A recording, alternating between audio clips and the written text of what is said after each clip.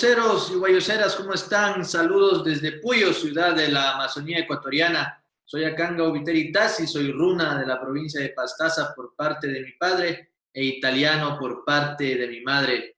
Bienvenidos y bienvenidas, benvenuti, welcome, Alicia Mushka a Guayusa Política, un espacio que busca aportar con reflexión, análisis y opinión desde una perspectiva amazónica, incorporando el pensamiento político del Sumac Causay. Hoy tomamos Guayusa con un invitado muy especial. Él es un intelectual de muy alto nivel que ha sido perseguido por el actual gobierno y linchado mediáticamente por la prensa mercantil por sostener una visión y una praxis política contraria a la impuesta por el sentido común hegemónico. Él es licenciado en Derecho, tiene una maestría en Derechos Humanos y Democratización y un doctorado en Comunicación Social. Ha publicado varios artículos científicos, trabajos periodísticos. También ha publicado libros que han tratado temas de periodismo y derechos humanos. Y actualmente es investigador en la Universidad Técnica de Manamí. Él es Fernando Casado Gutiérrez. Bienvenido, querido Fernando. ¿Qué tal, Akanga? Muchas gracias por la invitación. Un gusto estar contigo aquí tomando Guayusa. Gracias a ti por brindarnos el honor de tenerte en este espacio de comunicación política contrahegemónica. ¿Cómo estás? No eres mío. ¿Cómo estás? ¿Qué tal el confinamiento? ¿Cómo has pasado en esta etapa difícil? Bueno, la verdad es que bien por un lado, porque el confinamiento ha servido para poder escribir con mayor tranquilidad o para sacar algunos productos y trabajos que tenía atrasados. Pero por otro lado también muy fastidiado porque, bueno, he tenido una enfermedad inflamatoria intestinal que me tiene bastante fastidiado, ¿no? Entonces, fíjate que he perdido un montón de peso, ¿no? Entonces, bueno, bien en cuanto a lo que se refiere al trabajo, porque de alguna manera es una forma también de obligarse a sacar cosas, como te digo, pero por otra, no tanto por el COVID, sino por otra dolencia, pues no tan bien. Bueno, pero lo importante es que te estás recuperando, lo importante es que has logrado hacer trabajo fructífero, productivo en las cosas que te gustan y bueno, lo bueno es que también la familia está bien, ¿no? Sí, todo el mundo estamos bien, sí, en ese sentido no hay problema. Qué bueno, Fernando, de nuevo gracias por estar aquí y ¿qué te parece si ya tomamos Guayusa? Venga, encantado. Bueno, Fernando, entonces, como bien sabes, hoy hemos querido o queremos dialogar sobre la persecución política, ¿no? Lawfare y la democracia, ¿no? Todo lo que pone en esto. Y estimado Fernando, yo quisiera arrancar con una primera reflexión para situar a los guayuseros y a las guayuseras en el tema de hoy y precisamente en lo que es y lo que significa el lawfare, ¿no? La injerencia extranjera, precisamente la del imperialismo estadounidense, no ha sido ni es ajena en América Latina, sobre todo cuando su hegemonía se ha visto amenazada por gobiernos de izquierda legitimados por un masivo apoyo popular. Antes de esa injerencia y la persecución política era por la vía del auspicio directo de golpes de Estado y posteriormente a los dictadores más sangrientos que ha visto la región latinoamericana. En los últimos años también se puede observar en diferentes países de nuestro continente que bajo la justificación de una lucha contra la corrupción se han enjuiciado a presidentes y miembros de gobiernos progresistas, ¿no? El objetivo tras estos procesos judiciales que construyen pruebas y distorsionan acontecimientos es inhabilitar la participación política de esas personas, ¿no? Quitándole sus derechos civiles para evitar su participación en la vida política, como hemos mencionado. A esto se lo ha definido como lawfare, una manera democrática para hacer cosas antidemocráticas. Pero, ¿qué es precisamente el lawfare? ¿Traducirlo a judicialización de la política es correcto, Fernando? Bueno, sí, esa es la principal de las preguntas, ¿no? Si vamos a abordar un tema como el desarrollo del lawfare actualmente en Ecuador y en América Latina, sobre todo porque es un extranjerismo, es una palabra de origen anglosajón que todavía no ha sido traducida o que tampoco ha sido avalada por la Real Academia de la Lengua Española. Y hay que explicar primero cuál es el origen de la raíz del término, ¿no? Y si efectivamente, pues, tiene por un lado law, que significa ley, ¿no? Y por otro lado fair, que viene de welfare, entonces sería como la ley para la guerra, ¿no? Este es un término que fue acuñado por Dunlap a finales del siglo pasado, principios de este siglo XXI, en los primeros años, y en principio él lo conceptualiza como el uso de la ley para obtener objetivos militares. Y lo encuadraba dentro de lo que estaban siendo las intervenciones de Estados Unidos y de Israel, principalmente en Oriente Medio, ¿no? Y cómo el abuso de aspectos de carácter legal iban orientados a la consecución en esas intervenciones militares de objetivos militares.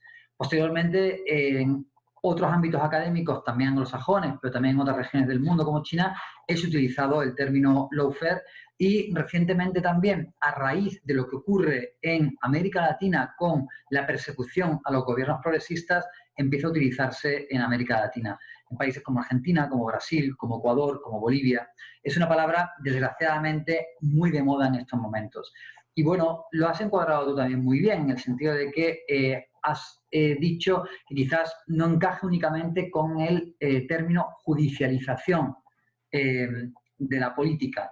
Y sí, efectivamente, es un término más complejo porque son varios los componentes que tiene, ¿no? Por un lado, podríamos hablar de ese aspecto más puramente legal, en el que hay el uso de la ley para eliminar al oponente político, y esto dicho de una manera amplia, es decir, se utiliza la ley de una forma tergiversada, de una manera abusiva, para acabar con lo que serían oponentes políticos, con lo cual ahí hay casi que un objetivo también de carácter militar, ¿no? Porque es ese uso interesado de la ley, pero va acompañado de otro tipo de elementos y de componentes, como por ejemplo el aspecto más mediático. Es decir, para darle legitimidad a esos actos que son de carácter abusivos, que son de carácter ilegal, necesitas a otro actor que contribuya a generar una opinión pública a favor de esa tergiversación o de ese abuso legal. Y ahí es donde entran los medios de comunicación, generando un ambiente en el cual se le da la legitimidad a un acto que tiene en realidad una base de abuso jurídico, una base de ilegalidad y de ilegitimidad. Con lo cual, en principio, hay como dos actores muy bien diferenciados que dan lugar a que el lawfare trascienda a la mera judicialización política, que es, por un lado, una institucionalidad en el que hay un uso de lo legal, y ahí pues tenemos desde al sistema judicial, pero también tenemos a otras instituciones, como puede ser el gobierno, como puede ser la Contraloría, como pueden ser otras muchas instituciones, y después, sobre todo, se le da el cariz de legalidad gracias a la intervención de los medios de comunicación con todo su aparataje de dominación cultural para darle la legitimidad al acto jurídico que no tendría si no fuera gracias a ese ambiente que crea el medio de comunicación.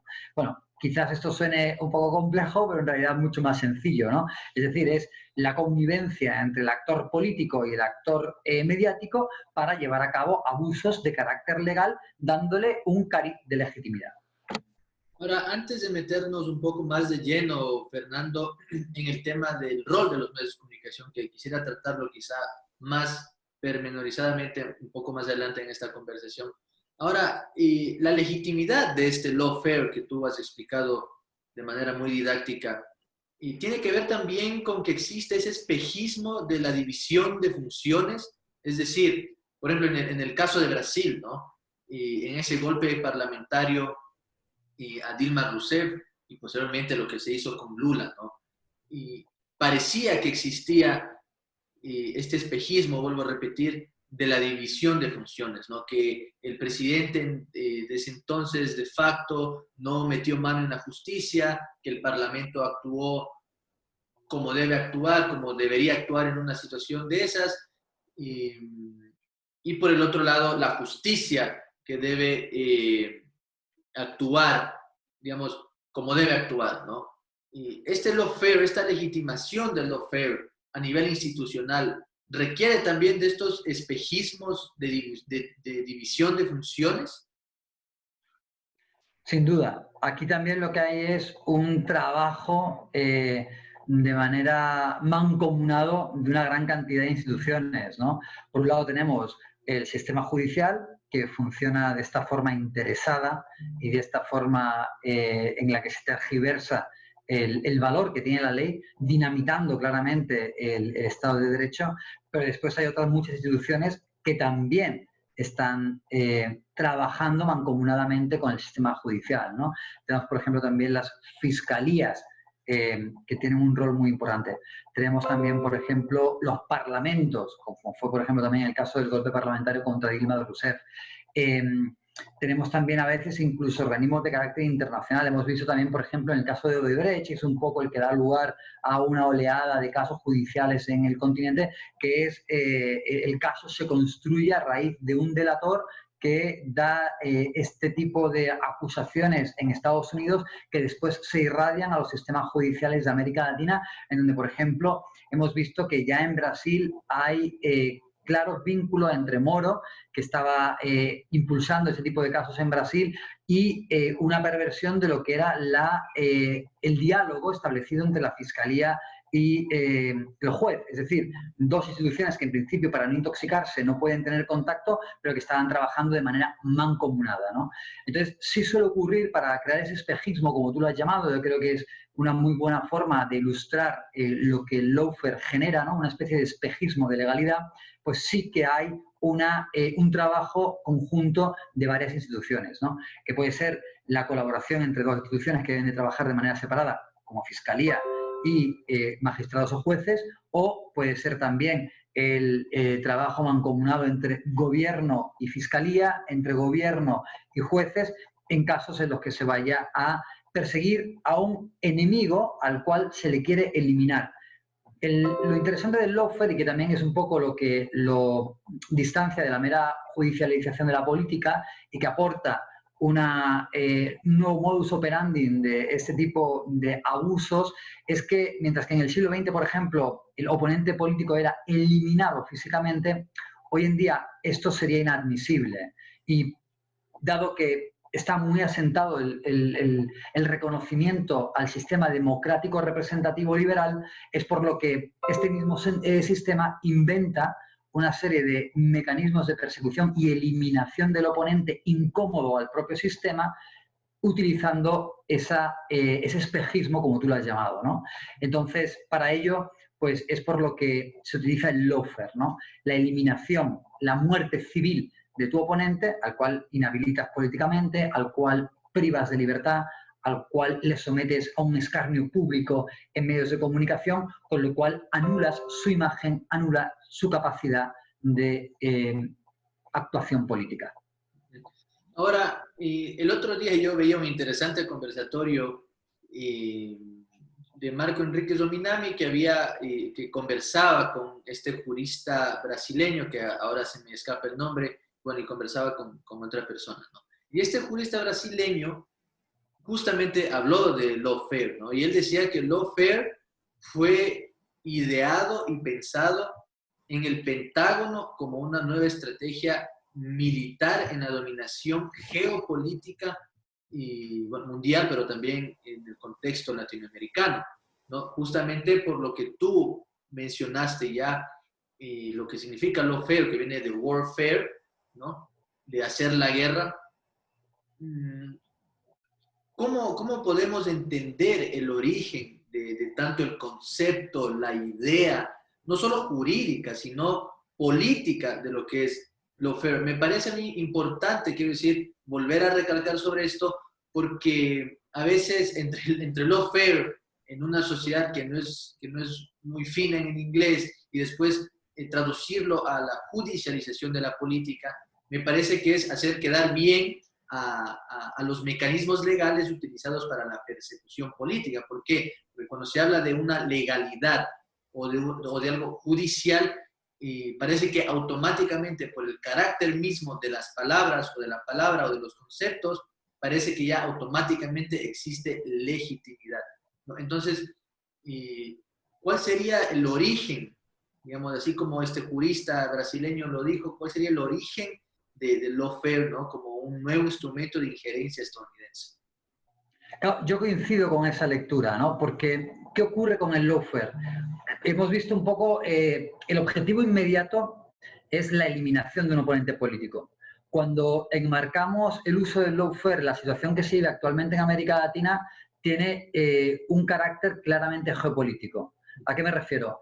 Si vemos un poco cuál ha sido el devenir de la región en el siglo XXI, vimos primero que en la primera década hubo pues todo un entusiasmo y una expansión de los gobiernos de carácter progresista, que además por primera vez en la historia aspiraban a algo tan poco, tan políticamente incorrecto como el socialismo del siglo XXI, pero es que encima además esos gobiernos que se autodefinían bajo ese muy ambiguo término de socialismo del siglo XXI, pero que desde luego era antiliberal y era post-neoliberales esos gobiernos y que eran incómodos a los centros de poder, al patio trasero, ¿no? El patio trasero se levantaba de alguna manera, pues obviamente había que inventar una serie de mecanismos para que esos gobiernos dejaran de tener legitimidad, dejaran de ejercer el poder, tuvieran además de alguna manera nunca más volvieran, ¿no? Es muy difícil hacerlo además en una situación en la que estos gobiernos pues habían dado una mayor cantidad de calidad de vida, habían aminorado desigualdad, habían acabado en porcentajes nunca antes vistos con pobreza. Entonces, en ese sentido, el lawfare es un mecanismo ideal para lograr proscribir a estos gobiernos, ¿no? Y obviamente ese mecanismo va acarreado de altísimos niveles de propaganda para conseguirlo. Claro, lawfare es un término que de alguna manera lo que trata es de resumir todas esas complejidades que el término en su práctica tiene, ¿no? O su aplicación en la práctica tiene. Por eso recurrimos a un término anglosajón foráneo extraño a nuestra lengua y que pudiera generar cierta confusión, ¿no? Con unos ciertos tintes intelectualizantes que no son positivos para la comprensión real y profunda del término. Pero en cualquier caso, sí creo que es diseñado por parte de Estados Unidos, es el mecanismo puesto en práctica en la actualidad para tratar de borrar del mapa los gobiernos progresistas o la posibilidad de vuelta de gobiernos progresistas. O, en el peor de los casos, para quienes han inventado y acuñado el término, que la vuelta del progresismo sea mucho más tibia de lo que fue en la primera década del siglo XXI, que de hecho está teniendo mucho éxito, porque en realidad esa cantidad de propaganda que ha habido en contra del progresismo ha hecho que el centro del sentido común se haya movido hacia la derecha, ¿no? Cuando vemos, por ejemplo, los nuevos gobiernos progresistas que han ganado elecciones en los últimos años, que podríamos ver entre ellos el de Alberto Fernández en Argentina o el de López Obrador en México, pues ya vemos que sí que hay un triunfo de las narrativas de la derecha, porque obviamente estos que serían la vanguardia de los nuevos gobiernos de la izquierda están mucho más hacia el centro que lo que fueron los gobiernos de Chávez, de Evo Morales en su primer gobierno, de Rafael Correa en su primer gobierno, y cuáles fueron las reivindicaciones también electorales que ellos hicieron en esos primeros gobiernos, o de los propios Kirchner en Argentina. En cualquier caso, entonces, yo creo que es una forma magistral que ha vuelto a inventar el sistema capitalista y su ideología para eliminar cualquier tipo de obstáculo en la imposición de sus intereses y en lo que hasta ahora pues, ha sido la historia de la humanidad, ¿no? La dominación de unas pocas élites sobre unas grandes mayorías, en donde además las grandes mayorías de alguna manera aceptan esa dominación. Ahora, Fernando, mencionaste tú antes el tema de la democracia liberal, ¿no? Y en buena hora también que mencionaste los ejemplos que acabas de mencionar, porque, digamos, desde mi punto de vista, la coyuntura del lawfare ha evidenciado que la democracia o las democracias en América Latina son realmente débiles, ¿no? ¿Por qué? Quiero decir, Chávez, Correa, Evo ganaron múltiples elecciones con altísimo porcentaje de votación, ¿no? Inclusive con una votación más alta que los años que estuvieron en el poder la derecha neoliberal. Pero luego, sin perder de vista la evidente intervención estadounidense, a través de ese espejismo legal que mencionaba al principio, se han bajado el sistema democrático casi en su totalidad, ¿no? Como lo vimos en Bolivia, como ya lo hemos visto en Brasil, como lo estamos viendo también aquí en Ecuador. ¿Hay una forma de defendernos de estos nuevos golpes de Estado? ¿Se pone en cuestión la democracia? ¿Hay que disputar la democracia o qué es lo que hay que disputar? Bueno, aquí ya nos introducimos en otro campo, que es un campo también muy interesante y que es muy complejo de analizar a vuelo de pájaro, ¿no? Sin embargo, yo creo que sí que podemos pensar en algunos elementos que nos pueden de alguna forma arrojar luces sobre lo que está ocurriendo, ¿no? Que es, después de una hegemonía apabullante, cómo hemos llegado a un punto en el que no solamente esos gobiernos o aquellas personas que ejercieron aquellos gobiernos están contra las cuerdas, a veces físicamente hablando, ¿no? Tenemos a muchas personas que tuvieron que salir del Ecuador, a muchas personas que han tenido que salir después del golpe de Estado en Bolivia, tenemos una Venezuela completamente sancionada, asediada y bombardeada propagandísticamente todos los días bajo las narrativas de Estado canalla, Estado fallido. Entonces, ¿cómo hemos llegado a esto? Yo creo que aquí hay, pues, en primer lugar, hubo pues una falta de tiempo y quizás también una falta de, probablemente por un exceso de inocencia, de ser demasiado naif, pues se puso poca energía en cambiar realmente, de democratizar realmente nuestras sociedades y cambiar el sujeto político, es decir, lo que tendría que haberse dado es empoderar a lo que eran esas bases sociales con mayores capacidad de argumentación, con mayor emancipación educativa, ¿no? De alguna manera, a los seguidores de estos movimientos que al final dejaron de ser transformadores y se convirtieron en maquinarias electorales, y hablo pues de Alianza País, hablo del MAS, hablo de tantos movimientos políticos en los que tanta esperanza se puso, ¿no? Ten en cuenta que, por ejemplo, en la Constitución del 2008, pues no solamente se habla del summa causa, ¿no? Como buen vivir, que es una nueva cosmovisión, es decir, hubo muchas buenas intenciones, pero que después no se tradujeron en el desarrollo de política pública orientado al cambio del sujeto político. ¿Y qué ocurrió? Pues mira, más allá del desmantelamiento del sistema democrático, que ahora podríamos conversar sobre cómo se ha llevado a cabo, más allá de eso, lo cierto es que si tú vas a jugar básquet, pues al final tú tienes que meter una pelota en un aro. Si tú vas a jugar fútbol, al final con el pie tienes que meter un gol en una portería. O sea, si tú juegas a la democracia representativa liberal, estás jugando a la democracia representativa liberal. Y las reglas del juego son las de la democracia representativa liberal, que son las que impusieron las élites desde las revoluciones francesa y estadounidense y posteriormente los procesos de los criollos pudientes, blancos, americanos de nuestros procesos de independencia. Es decir, estás jugando al juego de la élite y es en sí mismo probablemente ese sistema una trampa. Entonces tú no puedes hablar de una narrativa, pues eso, a un nivel más narrativo estético del socialismo del siglo XXI y seguir abrazando la democracia representativa liberal. Porque eso en sí mismo es una trampa. Eso te va a jugar sucio, tarde o temprano. Ahora, lo que está ocurriendo actualmente es todavía más grave. Es porque quienes abanderan y defienden al sistema democrático liberal como el más justo y que además siempre acarrea una economía de libre mercado capitalista, ¿no? Es un sistema político y sistema de gobierno, pero que siempre hay un sistema económico detrás, ¿no? O sea, pues entonces los paladines de ese modelo, tanto económico como político, el problema es que están dinamitando las bases de lo que defienden. Es decir, la hazaña, el hambre atrasada y la venganza por eliminar a sus oponentes e impedir la vuelta al poder de acuerdo a las reglas de la democracia representativa liberal es tan profunda que están saltándose a la torera los pilares básicos y fundacionales del propio sistema democrático liberal, como es la seguridad jurídica, como es el Estado de Derecho y, bueno, y por supuesto, lo que inventan después de la Segunda Guerra Mundial, que es el Estado social, ¿no? Pero eso a las élites, obviamente, a nuestras élites latinoamericanas apátridas les da exactamente igual.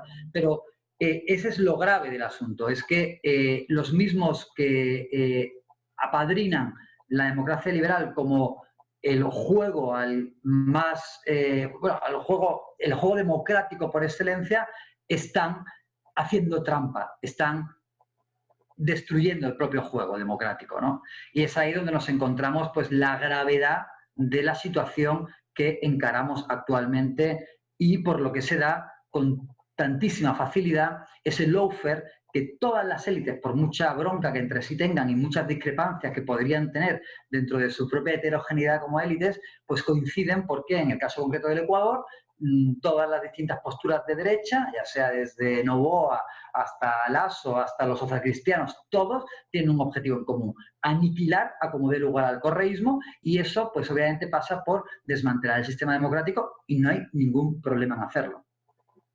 Ahora, justamente, ¿no? Vemos en Ecuador que persiste esta judicialización de la política, ¿no? Este lawfare.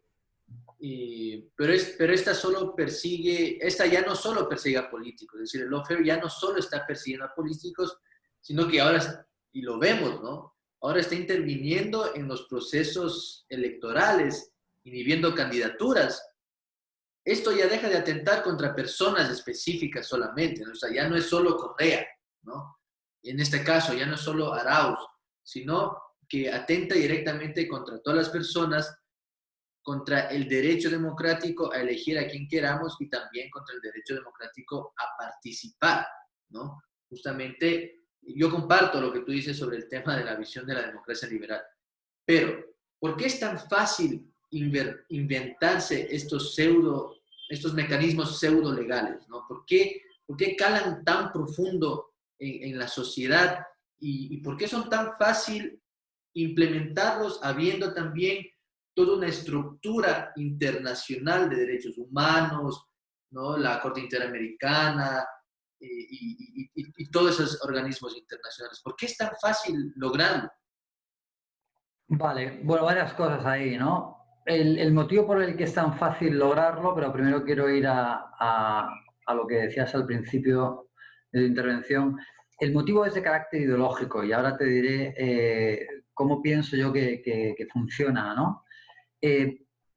Pero efectivamente, lo que tú decías ya no es proscribir a Jorge Glass y como además esa élite desplazada del poder durante 10 años le tenía hambre atrasada, le tenía una sed de venganza a ese personaje, se ensaña con él y lo encarcela y lo convierte en una especie de castigo ejemplar y ejemplarizante para todos los que sigan los pasos del correísmo, ¿no? Así desde una perspectiva casi que medieval.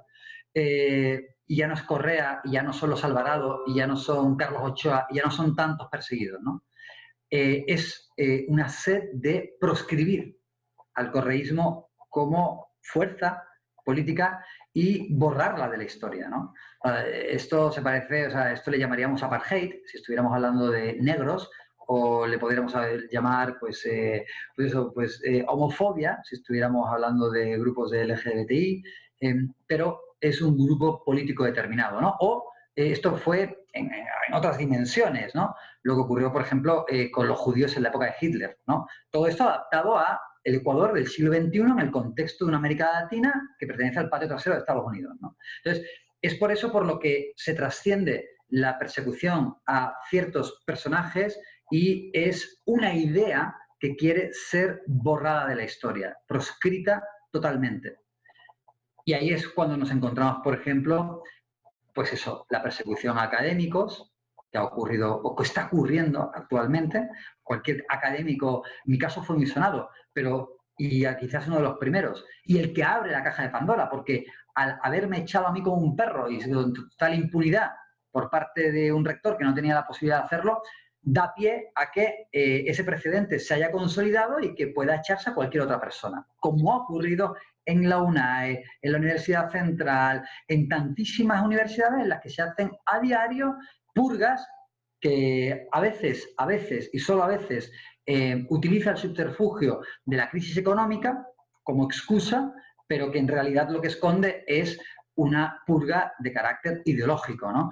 Todos los elementos de izquierda, todos los elementos progresistas deben de ser eliminados de las universidades porque obviamente el pensamiento progresista genera progresistas, entonces hay que acabar con ellos. Y eso es lo que hace, pues entonces, que no sea a unas ciertas personas, sino también a un partido político. Es decir, se legitima, o queda justificado que ese partido político en el que todo el resto de las fuerzas políticas coinciden con que hay que eliminar, pueda ser eliminado. Y no se le permite inscribir un nuevo partido a los correístas, como ocurrió con los intentos frustrados de Revolución Azarista y de distintos nombres que intentaron presentar. Después también lo que ocurrió con Maná, ahora lo que acaba de ocurrir con Compromiso Social, que siendo una fuerza política que demostró la solvencia en las últimas elecciones, en las que obtiene 2 prefecturas, un gran número de alcaldías, en aquellos lugares en los que se pudo presentar, aún así, a posteriori, es decir, mucho tiempo después, la Contraloría se permite el lujo de establecer que hubo una serie de firmas fraudulentas para la conformación de la fuerza política y pese a la legitimidad de facto que tiene esa fuerza política, la eliminan. Es una auténtica locura, ¿no? O que ahora también, pese a que también, o precisamente porque, claro, porque a lo mejor si el correísmo pues, fuera una fuerza marginal que tuviera, pues como Fuerza Ecuador, un 3-4% en las encuestas, pues nadie se preocuparía, lo dejarían para legitimar también el hecho de que no, aquí nadie persigue a nadie. No, pero como además saben y todos coinciden en que hay que aniquilarles y que son la fuerza política que está actualmente despuntando, pues da igual el espectro político que se escoja, desde la derecha más recalcitrante hasta incluso, y esto es muy triste, grupos que se hacen llamar de izquierdas y con pues eso, un perfil antineoliberal, como son, por ejemplo, muchos grupos indígenas, están de acuerdo en la proscripción del correísmo, ¿no? Entonces, aquí lo que hay, y ahora ya sí, de nuevo enlazo con la segunda parte de tu pregunta y lo que dije al principio. ¿Qué es lo que motiva que esto sea tan fácil? Pues es una justificación de carácter ideológico. ¿Cómo puede ser que el concierto internacional avale este tipo de conductas o que las haya criticado de forma extremadamente tímida y tibia hasta el momento? Motivos ideológicos. Es decir, el sistema funciona para la preservación del sistema. Aquellos que han sido críticos con el sistema liberal han sido castigados y penalizados, porque el sistema neoliberal no quiere ningún tipo de crítica y ningún tipo de opinión en su contra. Entonces, ¿por qué la Comisión Interamericana no se expresa en contra de lo que está ocurriendo en Ecuador?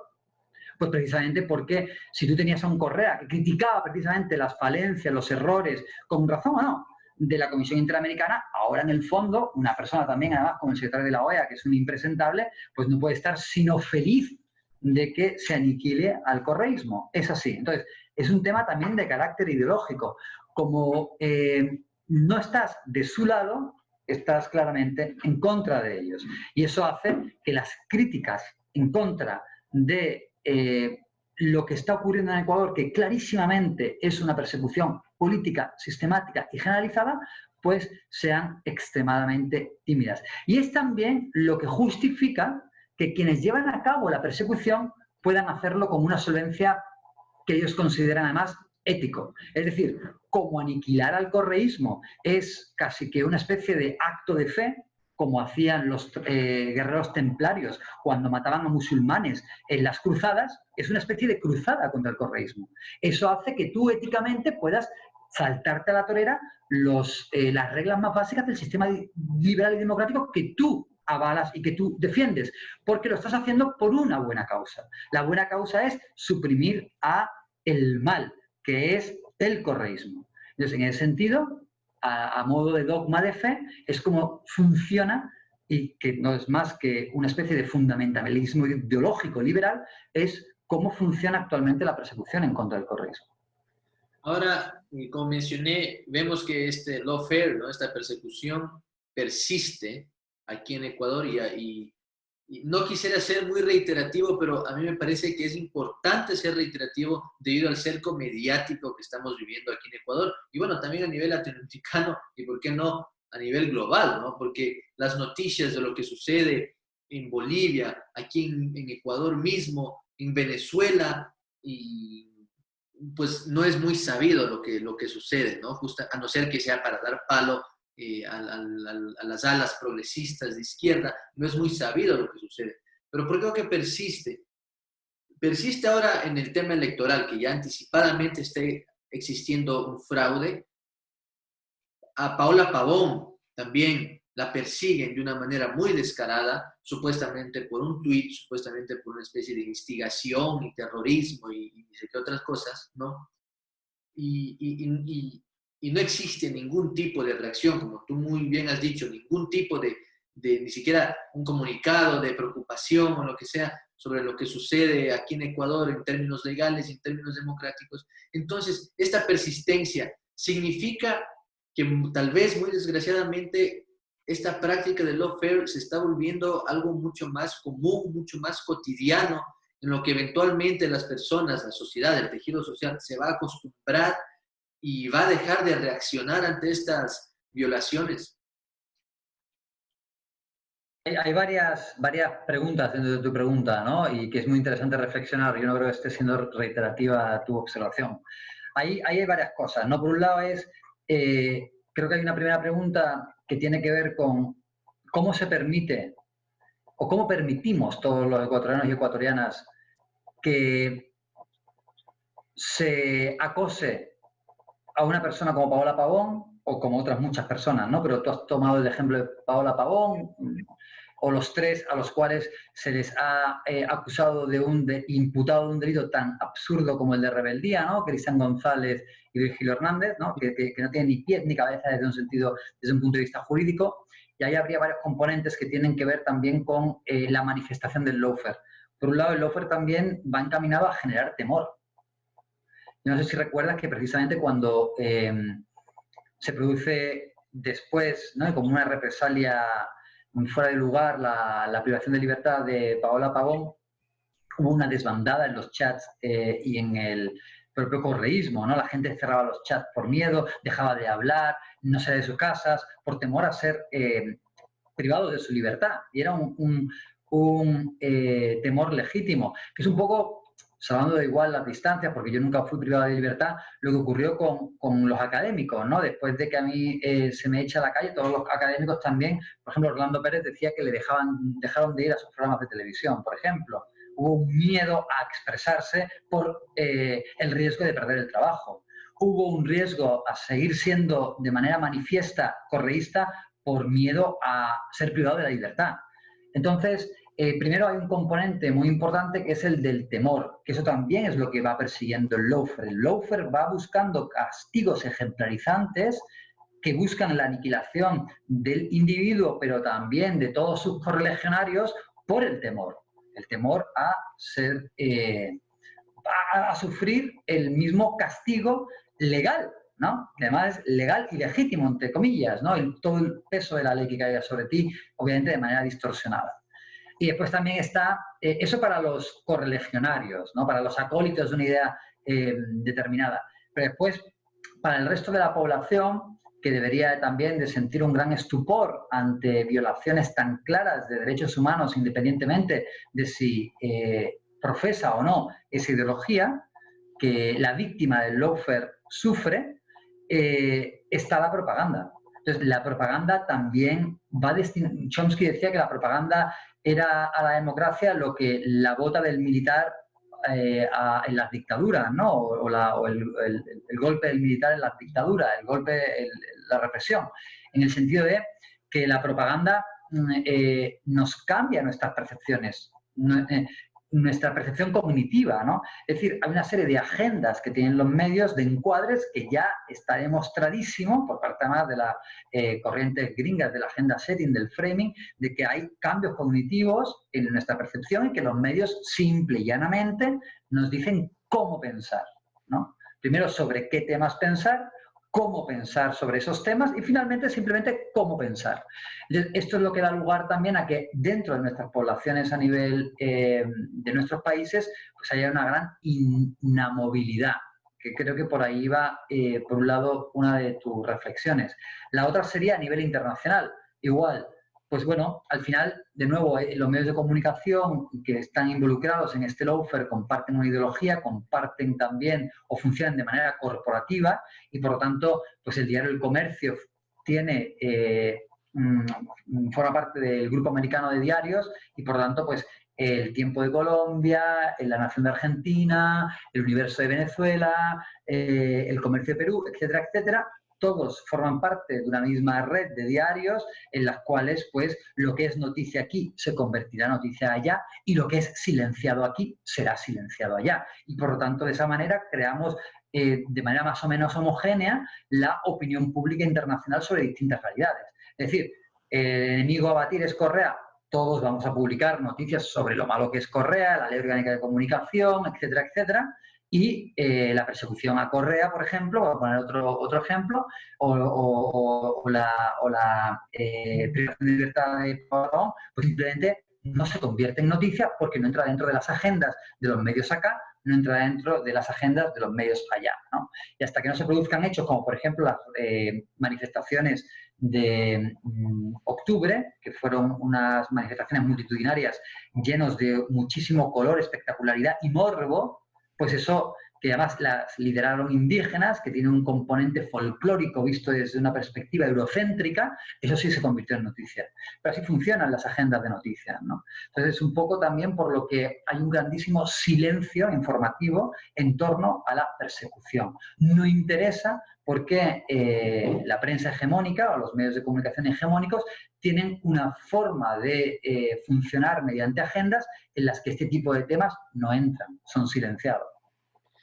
Importante, y te me adelantaste a la siguiente reflexión que iba a hacer, está perfecto, Fernando, también, para con este tema de los medios de comunicación, quizá, y sin temor a profundizar, obviamente, a seguir profundizando, ya también para ir terminando, ¿no? Pero, porque el rol de los medios de comunicación, como tú ya mismo has dicho, han demostrado ser los más fieles aliados de esta nueva herramienta antidemocrática que es el lawfare, ¿no? Y no solo eso, sino se han convertido literalmente en jueces y fiscales que condenan a los perseguidos y a las perseguidas en sus portadas, en sus noticieros, y a través de ese poder, como también tú muy bien mencionaste, moldean la opinión pública para legitimar en ella, en la opinión pública, la persecución política, ¿no? Esto evidentemente adormece la capacidad del levantamiento de los pueblos, pero también adormece la capacidad, creo yo, de cuestionamiento y no solo a lo que está ocurriendo en las instituciones, ¿no? Sino al cuestionamiento a los medios de comunicación.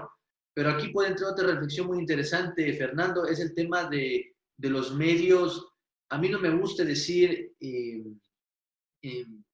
alternativos, a mí me gusta decir en todo caso antihegemónicos, ¿no? Y los digitales, los nuevos portales digitales que contribuyen con otras perspectivas, quizá de una misma noticia, pero con otras perspectivas, ¿no? ¿Por qué? Porque, por ejemplo, vimos en octubre, ¿no? En las manifestaciones de octubre del año pasado, que la gente veía a los periodistas de Teleamazonas y recuerdo que coreaban prensa corrupta, prensa corrupta. Yo creo que eso quizá no hubiese sido posible sin el rol de los medios digitales, ¿no? Sin el rol de los medios digitales que son de un carácter antihegemónico. ¿Cómo tú profundizarías, digamos, el rol de los medios de comunicación, el papel de los medios de comunicación, pero sobre todo, ya que lo has hecho en cuanto a los tradicionales, el papel de estos nuevos medios digitales que te muestran lo que no se ve en los medios tradicionales, que evidentemente guardan sus intereses, ¿no? Yo creo que es fundamental, ¿no? Y me parece además que el desprestigio de la prensa o de los medios hegemónicos, yo coincido en que la manera de llamarlos como contrahegemónicos es más acertada que alternativo, ¿no? El alternativo no dice nada, pero al llamarles contrahegemónicos, pues claramente se posicionan en un lugar que creo que es el lugar de enunciación correcto de ese tipo de medios de comunicación. entonces me parece que es muy acertado llamarles contrahegemónicos, pues creo que es un rol fundamental. Sobre todo porque fíjate que han ocurrido dos cosas, yo creo, a raíz de la desaparición o de la traición o del viraje del gobierno de Lenín Moreno, ¿no? Por un lado, tú tenías, durante el gobierno Correa, pues unos medios de comunicación públicos que tenían unas líneas editoriales claramente gobernistas, que podrían ser criticadas o no, pero tenían su propio punto de vista, que era distinto al de los medios hegemónicos, ¿no? No digo yo que necesariamente fueran unos puntos de vista contrahegemónicos los de los medios públicos, porque a su vez pues también apoyaban claramente una gestión de gobierno sin hacer honor al rol que en principio tienen los medios públicos, ¿no? Que deben de ser distintos a un medio gobernista, aunque en ninguna parte del mundo los medios públicos son puramente públicos de acuerdo a la definición que un medio público debería de tener. Pero bueno, y tú tenías unos medios privados, ¿no? Donde había una mayor pluralidad de puntos de vista, ¿no? Frente a una posición, pues claramente de confrontación con el gobierno, aún así había espacios en los que podías ver caras pertenecientes a posiciones contrahegemónicas, ¿no? Yo mismo era invitado con cierta frecuencia a ese tipo de medios de comunicación, ¿no? Pero bueno, la última invitación que tuve pues, fue precisamente la que da lugar a mi expulsión de la universidad. A partir de ahí hay un cerramiento de los medios de comunicación. Los públicos, o llamados públicos, que ahora los han hecho desaparecer y cerrarlos para darle todo el espacio a los medios privados, que ya además ha tenido una reforma de carácter legal, pues esos medios públicos se vuelven o adoptan las líneas editoriales de los medios privados, ¿no? Con lo cual la hegemonía de los medios privados se expande, pero es que además los medios privados se cierran, es decir, cada vez había menos voces distintas a las hegemónicas en esos mismos medios privados.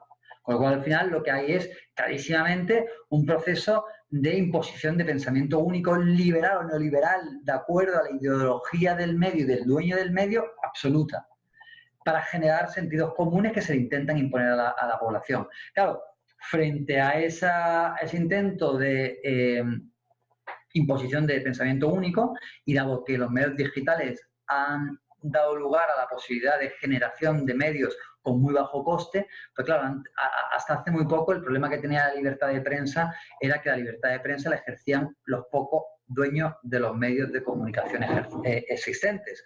Hoy en día hay muchos más medios, o sea, se pueden generar medios de comunicación con bajo costo. Es más, nos hemos vuelto casi que prosumidores de la información. Nosotros mismos con nuestros teléfonos podemos ser productores de información al mismo tiempo de consumidores. En fin, eso dio lugar a que se hayan generado como respuesta al intento de imposición del pensamiento único una serie de medios contrahegemónicos, digitales, que no todos digitales, algunos, por ejemplo, Radio Pichinche, podríamos encasillarlo también en esta categoría, de ahí que al no ser un medio digital y marginal, entre comillas, es por lo que ha sufrido la terrible persecución que también ha sufrido, ¿no? Lawfare a un medio de comunicación, a la más vieja usanza del siglo XX, de la persecución de medios de comunicación. En fin, pues entonces yo creo que mucha gente ha también tornado a este tipo de medios de comunicación para informarse. Es decir, hoy en día creo que, y sobre todo eso se vio de nuevo en las protestas de octubre del 2019, ¿no? No había forma de conseguir información si no era a través de redes sociales y de los medios alternativos y digitales.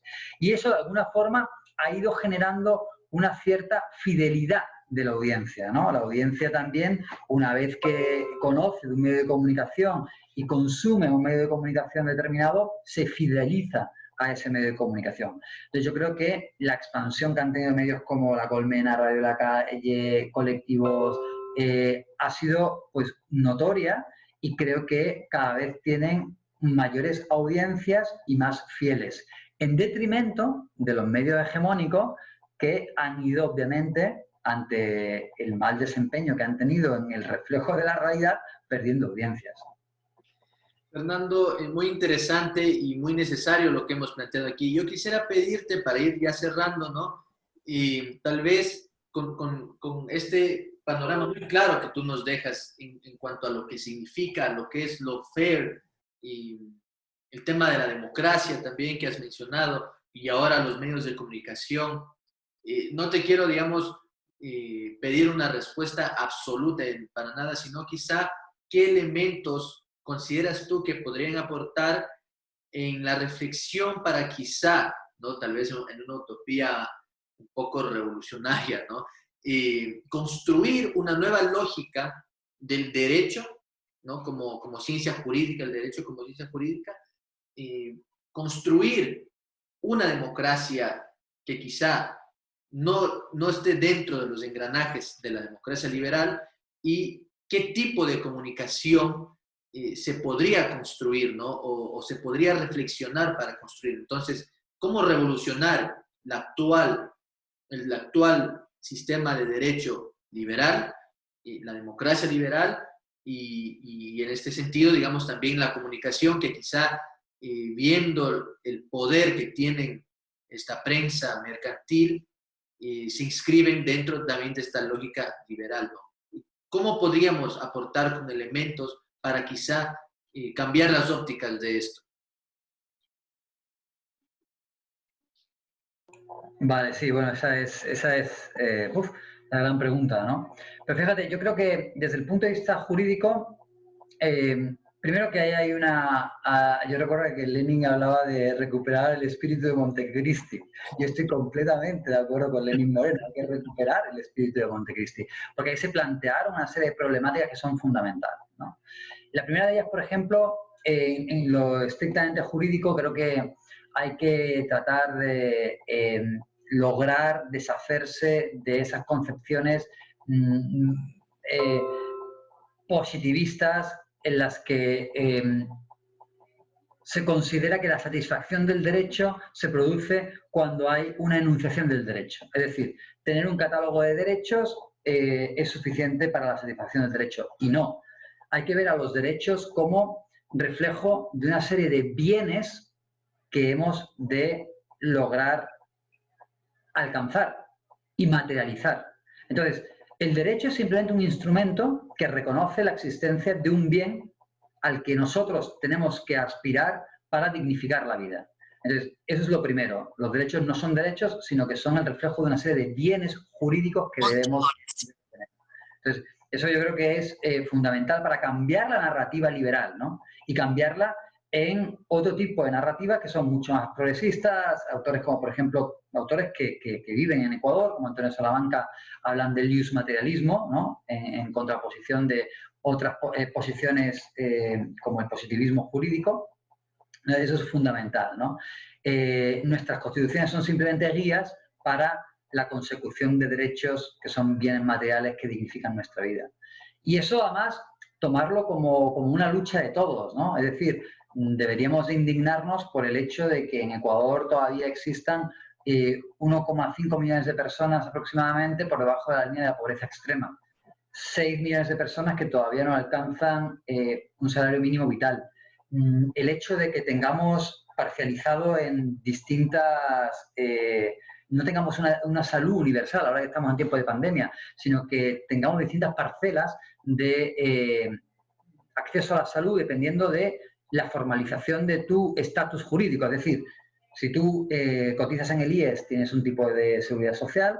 Si tú eres de la policía, tienes un tipo de seguridad social. Si tú eres milico, tienes un tipo de seguridad social. Y si tú no eres nada de eso, tienes otro tipo de acceso a la salud. Ese tipo de parcelaciones son un agravio absoluto a la salud, que creo que además eso debería ser una reivindicación importante en el contexto electoral en el que nos vamos ahora a sumergir en el país. Y después, en cuanto a los medios de comunicación, y bueno, y eso tiene relación con el hecho de que en la Constitución hay una serie de mecanismos que aspiraban a convertir la democracia netamente liberal en una democracia semiparticipativa, ¿no? Hay una serie de herramientas para que exista una especie de cogobierno entre la ciudadanía y las instituciones públicas, desde las veedurías, a la silla vacía, a los referéndums. Entonces yo creo que ahí en realidad ya existe una especie de guía que es la Constitución, por eso te decía lo de la recuperación del espíritu de Montecristi, que lo que hay que hacer es ponerlo en práctica. Y lo que hay que hacer es, pero no solamente ponerlo en práctica desde el desarrollo de políticas públicas desde arriba, sino que nosotros también como ciudadanía debemos también de creernos y exigir este tipo de derechos. Yo sé que es difícil y complicado, pero yo creo que pasa por ahí, ¿no? Entender que la virtud del ser humano es no el desarrollo material egoísta, sino la acción política al servicio del bien de la comunidad, ¿no? Es decir, y creo que ahí también hay mucho que aprender de los indígenas, en donde ese etos político, ese hecho político se realiza de manera mucho más democrática y de manera mucho más asambleísta y de manera mucho más basada en el consenso de la comunidad, en el reconocimiento de los liderazgos y de las acciones de manera mancomunada, ¿no? Yo sí creo que hay que retomar esas cosmovisiones distintas a la democracia liberal, que solamente ha servido para enriquecer más y acumular más y privilegiar a una élite, ¿no? Y en ese sentido, pues igual, los medios de comunicación deberían desarrollarse en ese mismo ámbito, ¿no? Creo que la contrahegemonía para romper con el sistema de dominación cultural, que es realmente, o sea, el motivo por el que nos encontramos donde nos encontramos es porque el sistema capitalista ha sabido utilizar todo un sistema de dominación cultural. En ese sentido, el actor fundamental han sido los medios de comunicación, o son los medios de comunicación, ¿no? Que son los que no solamente nos cuentan una historia de la realidad de las noticias, sino que también nos inculcan una serie de valores en sus programas y en sus narrativas. Entonces yo creo que es un rol fundamental el romper con esa hegemonía desde otras narrativas. A veces es muy difícil, ¿no? Porque tú no solamente compites contra un formato determinado, sino que tú en realidad contra lo que estás compitiendo es contra un formato que se construye gracias a el dinero, ¿no? Es decir, claro, yo con mucho dinero te monto un show fantástico, lleno de color, lleno de luces, lleno de distracciones, donde ahí nuestra contrahegemonía, en donde tú en tu casa y yo en la mía, hablando de manera pesada, densa, de todas estas cosas, pues muy poco atractivo. Hay que tener muchas ganas de escucharnos para escucharnos, ¿no? Tú ves cualquier programa de estos energúmenos de reality shows y es mucho más agradable que escucharnos a nosotros, ¿no? Entonces, de alguna manera, esa contrahegemonía debe de convertirse en atractiva. Pero también es cierto que lo que es atractivo es algo también cultural y que se construye a través de la educación, con lo cual muchas veces al final nos gusta la Coca-Cola porque nos han enseñado a que la Coca-Cola es lo que nos debe de gustar. Si nos enseñaran a que lo bueno es otra cosa, otro producto, pues probablemente despreciaríamos la Coca-Cola. Entonces, bueno, en fin, son más reflexiones y preguntas que respuestas a Kangao, pero yo diría que debe de ir por ahí orientado. Fernando, realmente te agradecemos mucho de parte de todo el equipo que hacemos Guayusa Política por haber estado con nosotros, por haber conversado con nosotros, con los guayuseros y las guayuseras que nos ven a través de las redes sociales. Y realmente ha sido un gusto y un honor tenerte aquí, Fernando, y esperemos que no sea la última vez. No, yo encantado. Más bien, te reitero que el honor es mío y te agradezco muchísimo la invitación. Ha sido una conversa muy, muy agradable. Entonces yo también espero que se repita. Muchas gracias. Chévere, Fernando, y a los guayuseros y guayuseras, muchas gracias. Estaremos en un próximo programa con más invitados especiales y con más temas a profundizar. Muchas gracias y nos estamos viendo.